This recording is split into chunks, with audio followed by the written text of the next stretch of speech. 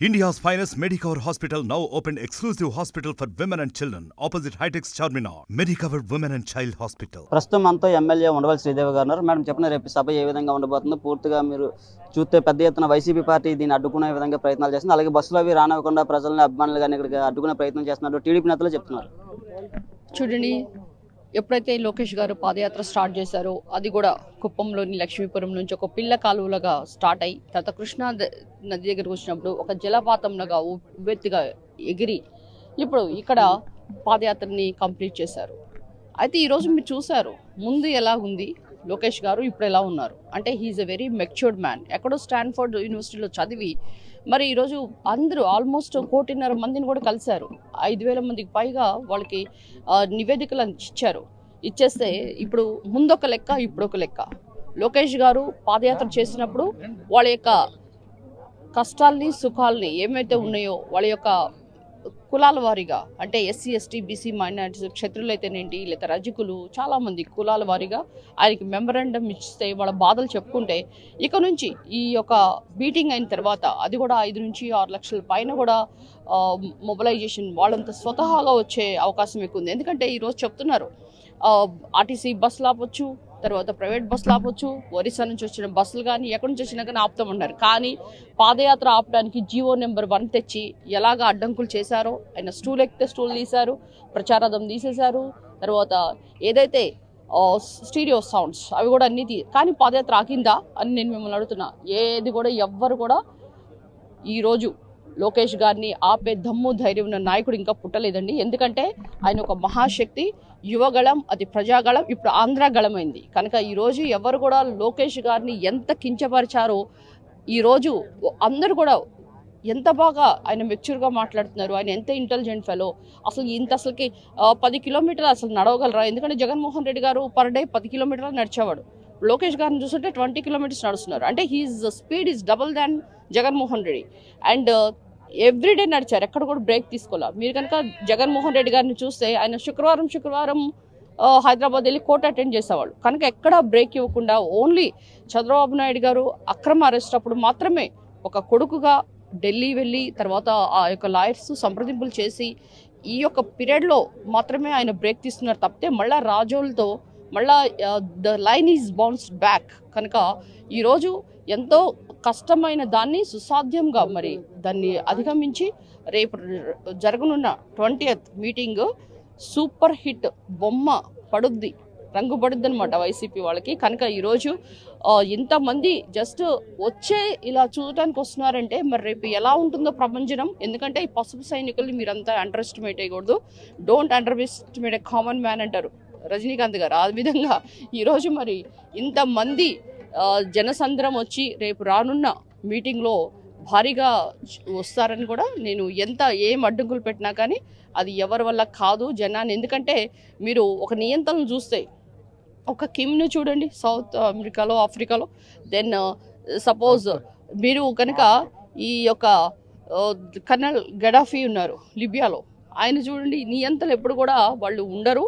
ఎంత నియంత పాలన పోవాలి అంటే ఏ విధంగా వాళ్ళు ప్రజల్ని చిత్రహింస పెట్టారో, ఏ విధంగా వాళ్ళు అంతమయ్యారో కూడా మీరు కథల్లో చూశారు.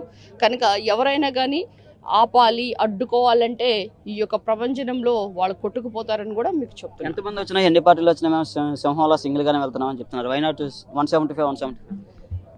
ఎప్పుడు జంతువులు ఎప్పుడు సింగిల్గానే వస్తాయండి. ఓన్లీ మనుషులే ఇట్లా నడుచుకుంటూ ప్రపంచంలాగా వస్తారు. ఆ జంతువుల గురించి ఎప్పుడు మాట్లాడంటే ఫారెస్ట్లో ఉన్న వాళ్ళని జంతువులు అంటారు. ఇక్కడ మనం మనుషులు ఉన్నాం, హ్యూమన్ బీయింగ్, సింహాలు తర్వాత నక్కలు అలాంటి. ఇక్కడ human beings they are more intelligent than సింహాలు నక్కలు.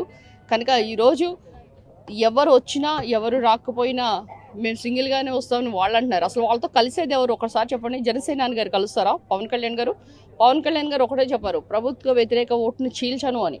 అది కూడా ఎప్పుడైతే చంద్రబాబు నాయుడు గారు సెంట్రల్ జైల్లో ఉన్నారో ఆ రోజు ఆయన బయటకు వచ్చి ఆయన ప్రకటించడం జరిగింది. అంటే ఎవరు కూడా అంత గట్స్తో రారు, ఏదో ఇదంతా ఎందుకు రిలీజ్ కానివ్వండి తర్వాత చూద్దాం. కానీ ఆయన అక్కడికి వెళ్ళి సిచ్యువేషన్ చూసి నేను తెలుగుదేశంతో పొత్తుతో వెళ్తాను అని ఆయన అప్పుడే ప్రకటించారు. సో ఈ రేపు రానున్న ఈ సమావేశంలో ఈ సభలో మేనిఫెస్టో అయితేనేంటి, తర్వాత రేపు ఏ విధంగా సీట్స్ డిస్ట్రిబ్యూషన్ ఉందో ఇవన్నీ కూడా ఈ యొక్క మేనిఫెస్టో కూడా ప్రకటిస్తారు. కనుక ఇద్దరు కలిసి జనసేన టీడీపీ ఇద్దరు కలిసి కూడా సమైక్యంగా ఓట్లు కలిసి వేస్తారు. ఏ నియోజకవర్గం కానీ కొంతమంది సీట్లు పోవచ్చు, కానీ సీట్లు పోయినా కానీ కొంత పదవులు వాళ్ళు అది త్యాగం చేయడానికి కూడా రెడీగా ఉన్నారు. ఇప్పుడు ప్రజలంతా కోరుకునేది ఒకటేనండి, ఈ 4.5 సంవత్సరాల్లో ఒక ప్రిజనరీ ఎలా ఉంటాడు, 16 నెలలు జైల్లో ఉంటే ఆ పర్సన్ యొక్క పాలన ఎలా ఉందో చూశారు. ఎందుకంటే ఒక పరిశ్రమ రాలేదు, పోలవరం కట్టలేదు, అమరావతి కట్టలేదు,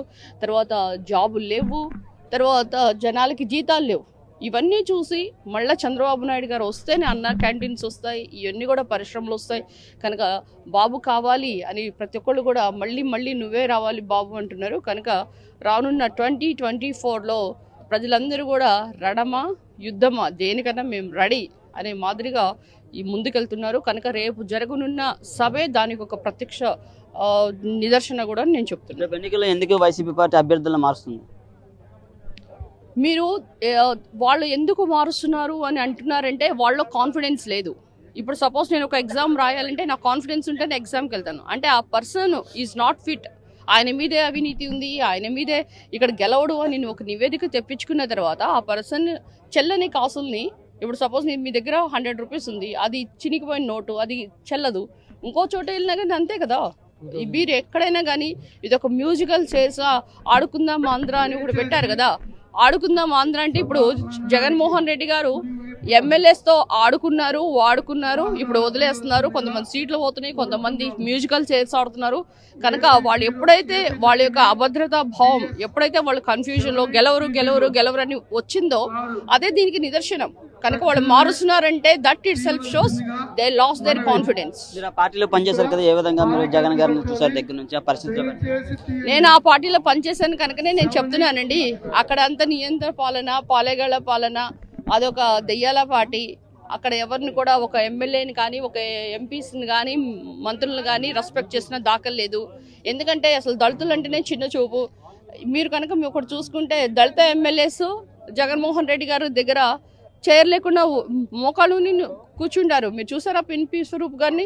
మరి చాలామంది IAS Shivashankar IAS from Palnadu ఆయన నుంచొని ఉంటారు. సో ఇదంతా ఏంటంటే వాళ్ళకే చైర్స్ ఉంటాయి. మనము ఓన్లీ ఒక నువ్వు నా మాటే శాసనం అని చెప్తుంది చూడండి, బాహుబలిలో శివగా మా టైప్లో నేనేం చెప్తా చెయ్యాలి, మంత్రులు మీరు వెళ్ళిపోమంటే వెళ్ళిపోవాలి అంటే వాళ్ళందరికీ కూడా ఎమ్మెల్యేస్ కానీ అందరూ ప్రతినిధులందరికీ వాళ్ళకి పదవులు మాత్రమే ఉన్నాయి, పవర్ లేవు, వాళ్ళకు ఉత్సాహ విగ్రహాలు మాత్రమే. అందుకే వాళ్ళందరిలో కూడా టెన్షన్ స్టార్ట్ అయింది.